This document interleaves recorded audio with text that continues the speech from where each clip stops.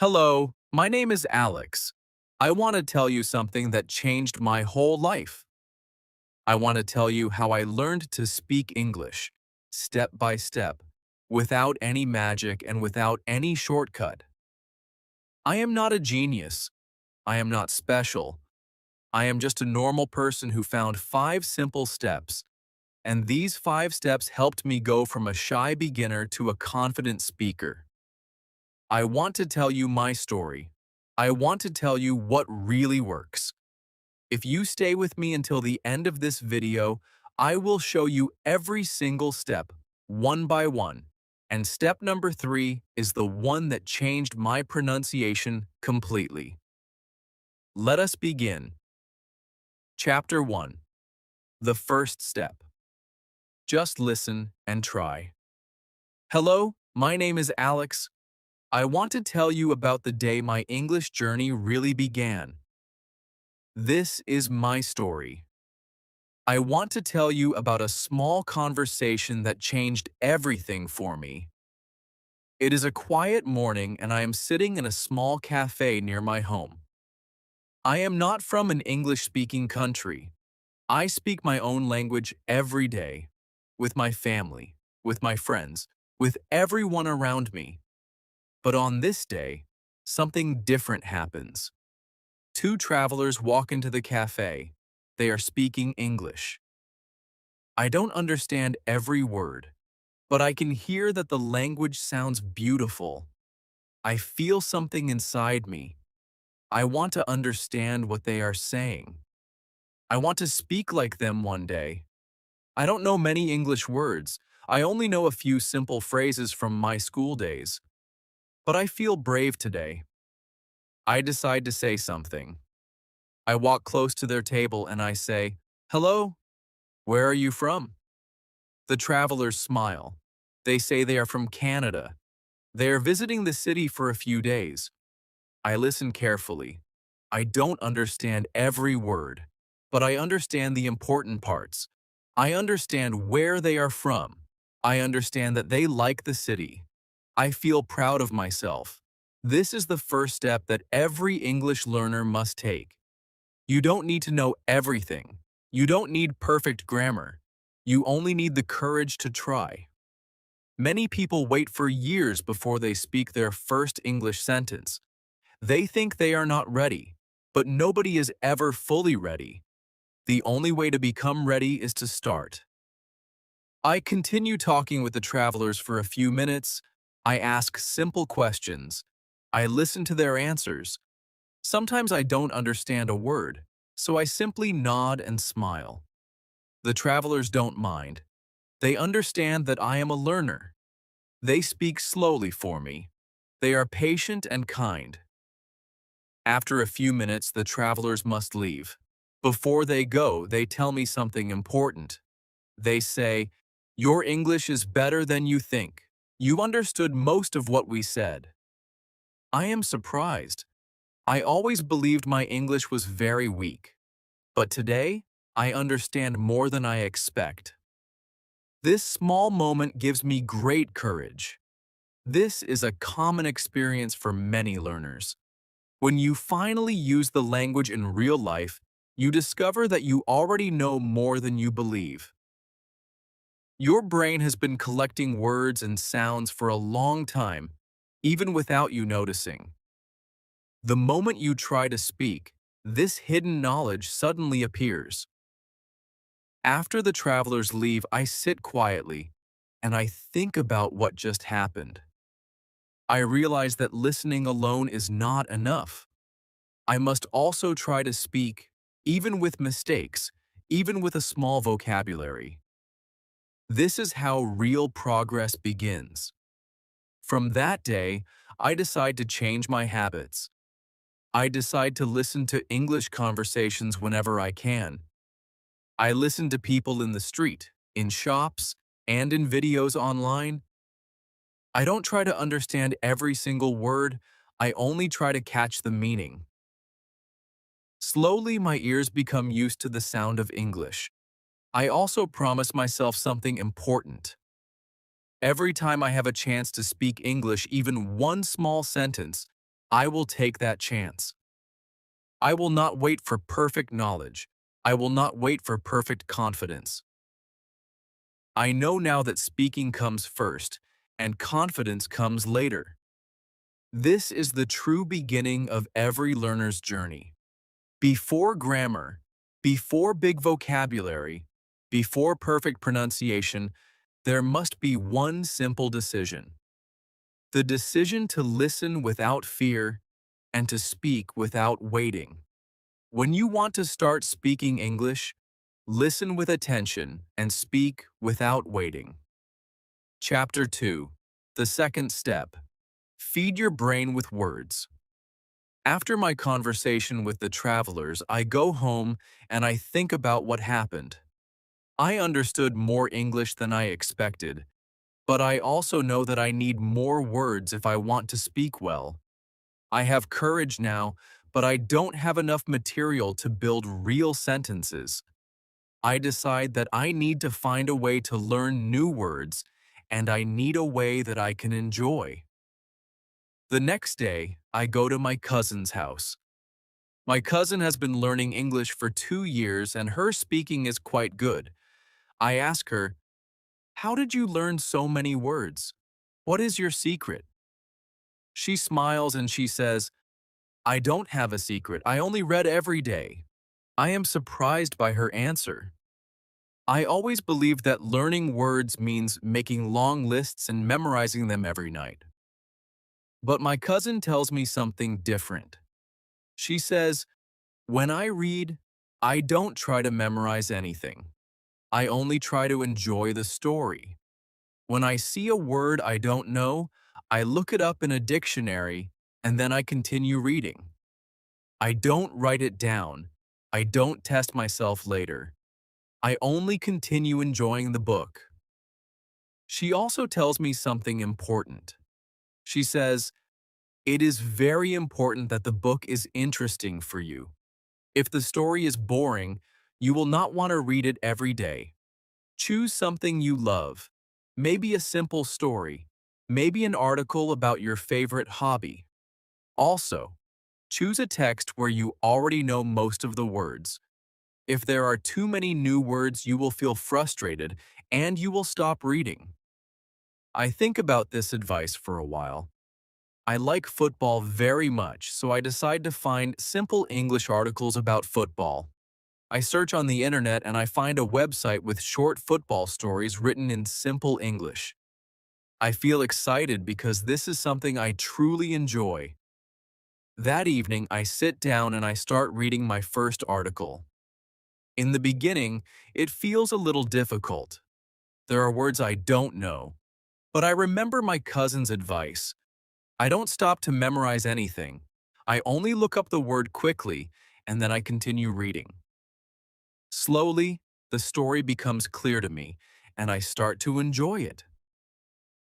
After 30 minutes, I finish the article. I feel proud of myself. I learned several new words, but more importantly, I understood a real English story from beginning to end. I decide that I will do this every single day for at least 30 minutes. Days pass and I continue reading every evening. Sometimes I read football articles, sometimes I read simple short stories, sometimes I read about music, because I also love music. Each time I choose something that interests me. Each time I look up new words without stopping to memorize them. After 2 weeks, I notice something wonderful. When I meet English speakers again, I have more words available in my mind. I don't search for words as much as before. They come to me naturally because I have seen them many times while reading. My cousin was right. Reading gives words to your brain without forcing them in. There is another benefit that I discover. When I read, I don't only learn new words, I also learn how these words connect with other words in a sentence. I see how sentences are built. I see the natural order of words. This helps me later when I try to speak because my sentences start to sound more natural without me even studying grammar rules. I understand now that listening alone was not enough, and speaking alone was not enough either. I needed to feed my brain with new words continuously, and reading became the perfect way to do this, because I could enjoy it every single day without feeling tired or bored. From this point, my daily routine becomes simple. I listen to English whenever I can. I try to speak whenever there is a chance, and I read for 30 minutes every evening. Each habit supports the other, and together they start building something powerful inside me.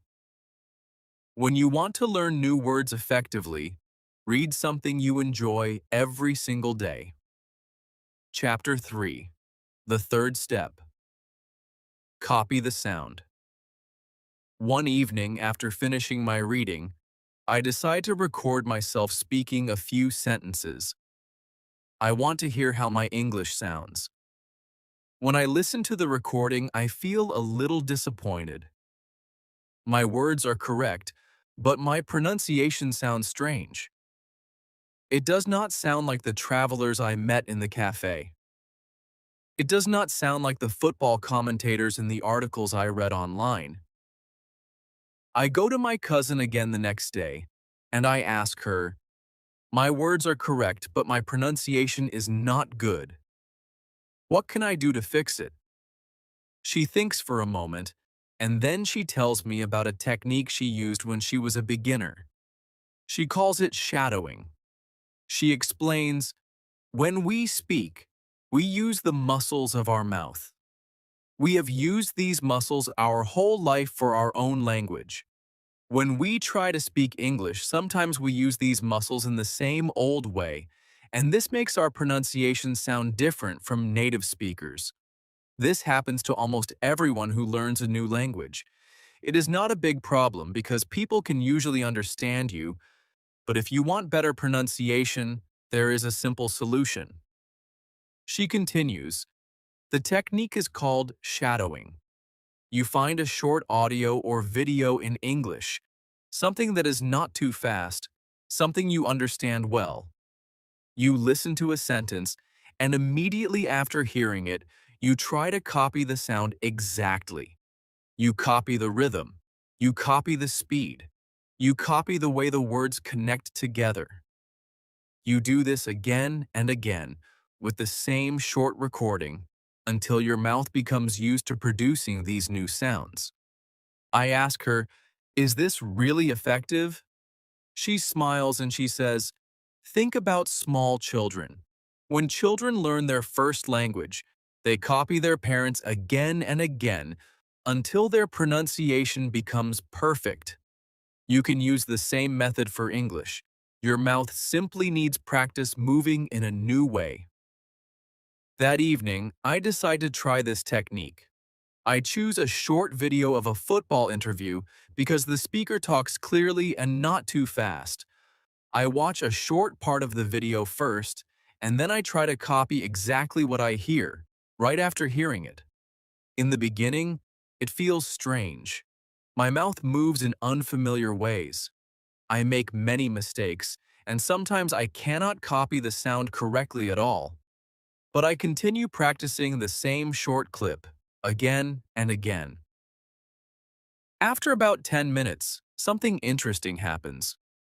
My pronunciation starts to feel closer to the speaker in the video. My mouth is slowly learning new movements. I feel proud of this small progress. I decide to do this every day for about 10 to 15 minutes. I choose different short clips, sometimes interviews, sometimes simple conversations, sometimes short parts of movies. Each time I listen carefully first, and then I copy the sound immediately, again and again, until it feels natural. After 2 weeks of practicing shadowing, I notice a real difference. When I speak with people, my pronunciation feels smoother. I don't need to think as hard about how to produce each sound. My mouth remembers the movements from my daily practice. People even tell me that my English is becoming easier to understand. I also discover another benefit of shadowing. Before an important conversation or a presentation, I can do a quick session of shadowing to warm up my mouth muscles. When I do this, my speaking feels more fluent and more confident during the real conversation because my mouth is already prepared to produce clear English sounds. I realize now that listening built my understanding, reading built my vocabulary, and shadowing is building my pronunciation. Each new habit connects with the ones before it, and together they are shaping a stronger and more confident speaker inside me. When you want to have good pronunciation, copy native speakers immediately after you hear them. Chapter 4. The fourth step. Talk to yourself. A few weeks pass and my English continues to improve. I listen every day, I read every evening, and I practice shadowing whenever I can. One afternoon, my cousin invites a friend to her house. Her friend's name is Sarah, and she has been living in an English-speaking country for 1 year. When Sarah starts speaking English, I am amazed. Her sentences flow smoothly, without long pauses, without hesitation. She sounds relaxed, as if English is almost as easy for her as her own language. I ask her, "How did you become so fluent in only 1 year? Did you study every day at a school?" Sarah smiles and she says, "I did go to classes, but the biggest change in my speaking came from something different. I started talking to myself in English." I am confused, so I ask her to explain more. She says, "At first, I only listened and read, just like you are doing now. But I noticed that when I actually needed to speak, my mind still worked in my own language first, and then I had to translate everything into English. This made me slow and unsure." She continues, "One day, I decided to try something new. Instead of thinking in my own language all day, I started thinking small, simple sentences in English, and I said them aloud when I was alone, maybe while walking or while doing housework. For example, I would say, 'I am tired today. I need to rest. I want to drink some tea.' Very simple sentences, nothing complicated." I ask her, "Did it feel strange to talk to yourself?" She laughs and she says, "Yes, at the beginning it felt very strange. I even felt a little embarrassed, even though nobody was listening.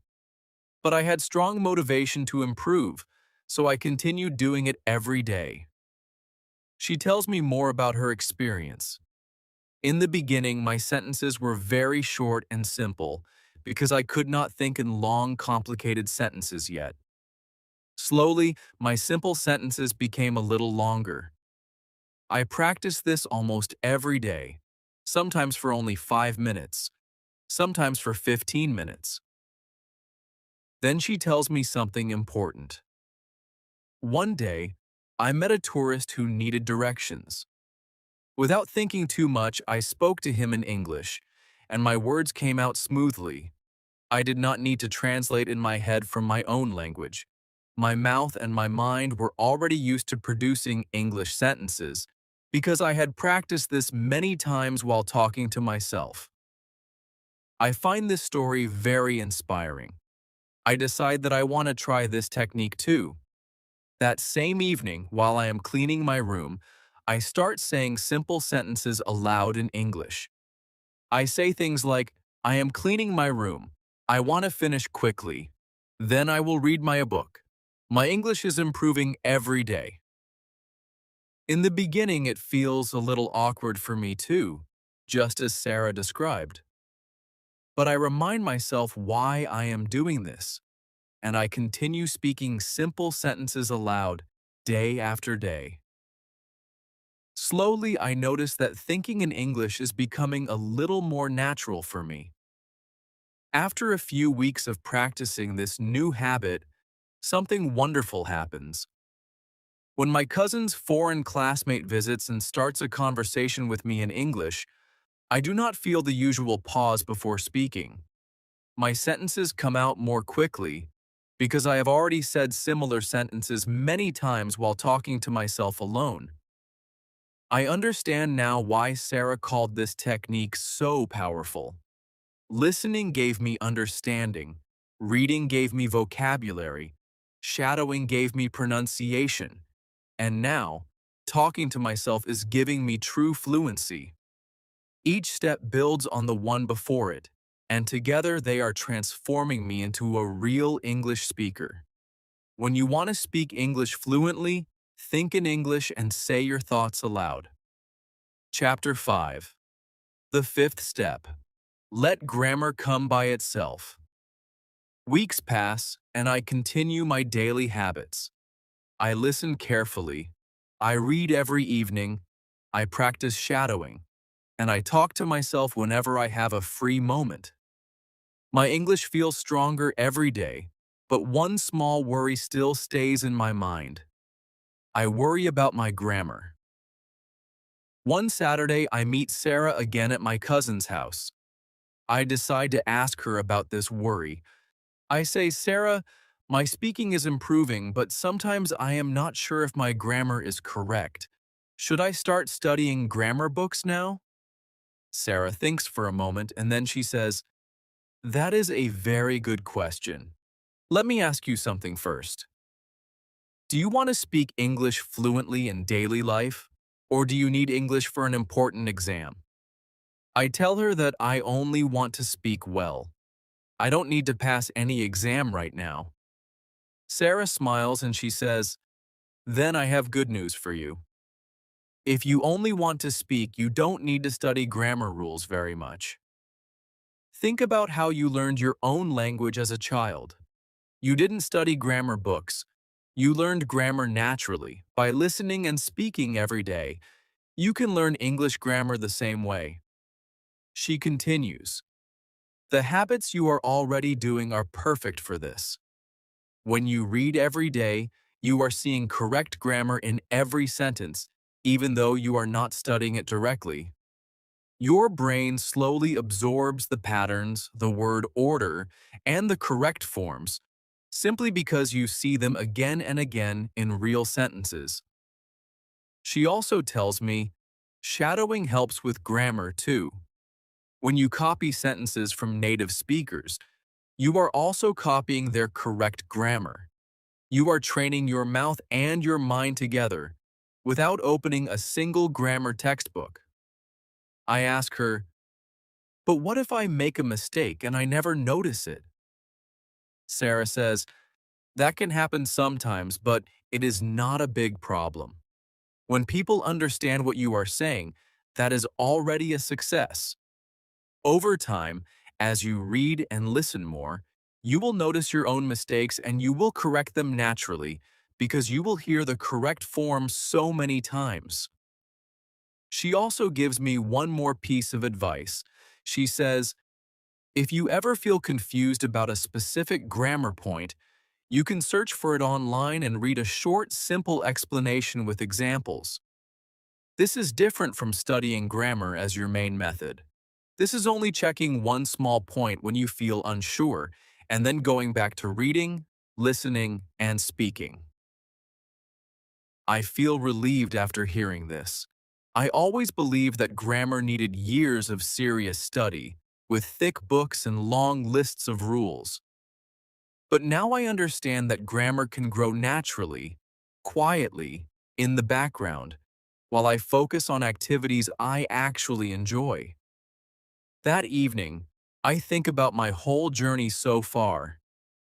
It started with one small conversation in a cafe, where I found the courage to try speaking, even with very few words.